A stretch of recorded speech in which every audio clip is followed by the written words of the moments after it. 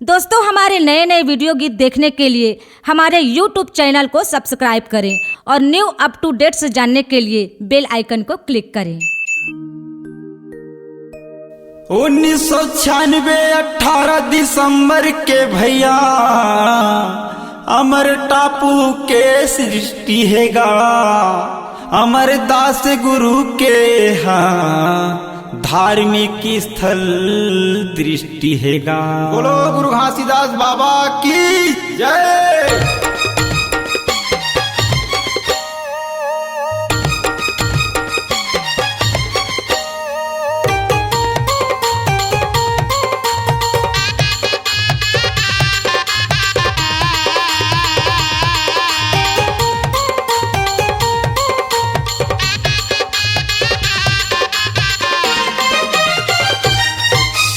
अमर लोक के गुरु बाबा,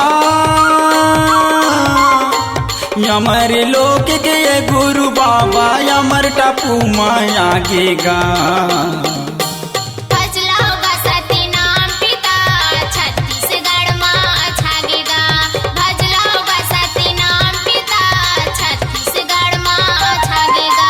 अमर टापू के पावन धरती,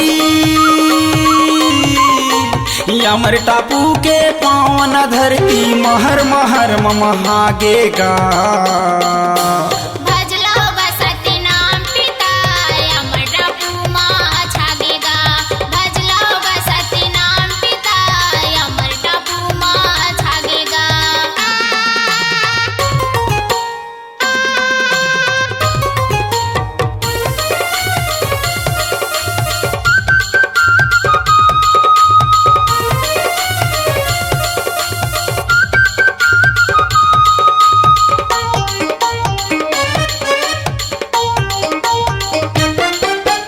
गाँव गिरौद कस बन गे भैया, अमर टापू चारों धाम गा।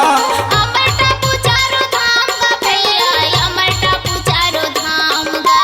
बाबत चरण मासी झुकाबो, बन ही बिगड़े काम गा। बन ही बिगड़े काम गा भैया, बन ही बिगड़े काम गा। 18 दिसंबर के अमर टापू माँ, 18 दिसंबर के अमर टापू माँ, सत के झंडा लहरागेगा।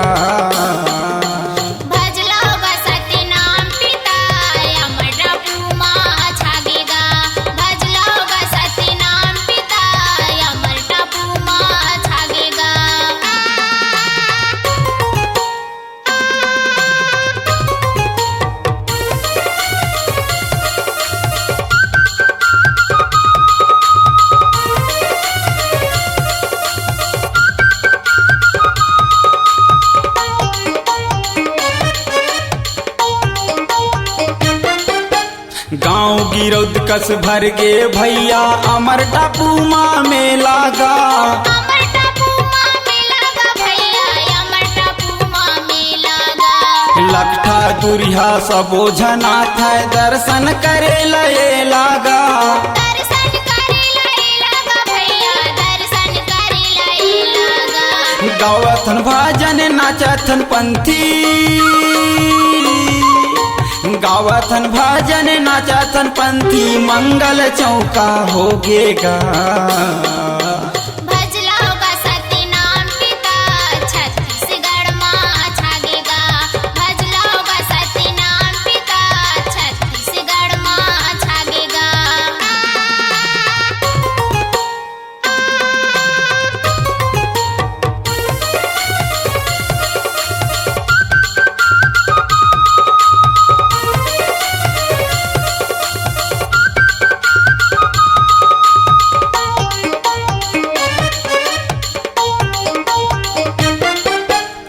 सागर नदिया के दूधरा माँ, अमर टापू बन गेगा।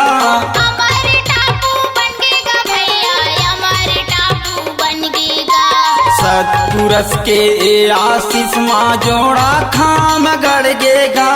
जोड़ा खाम गड़ गेगा भैया, जोड़ा खाम गड़ गेगा। मेला भरा दीजिए अमर टापू माँ, मेला भरा दीजिए अमर टापू टापू माँ दुर्गा भैया का नाम होगेगा। भजला होगा सती नाम पिता अमर टापू माँ छागेगा। भजला होगा सती नाम पिता छत्तीसगढ़ माँ छागेगा। अमर लोक के गुरु बाबा, अमर लोक के गुरु बाबा अमर टापू माँ आगेगा। भजला होगा सती नाम पिता अमर टापू माँ छागेगा। भजला होगा सती नाम पिता छत्तीसगढ़ माँ छागेगा। अमर टापू के पावन धरती, अमर टापू के पावन धरती महर महर महागेगा। भजला होगा सती नाम पिता छत्तीसगढ़ माँ छागेगा। भजला होगा सती नाम पिता अमर टापू माँ आगेगा। भजला होगा सती नाम पिता छत्तीसगढ़ माँ छागेगा। भजला होगा सती नाम पिता अमर टापू माँ छागेगा। C-Log Digital Recording Studio, Cordoba. Contact number 99071192115.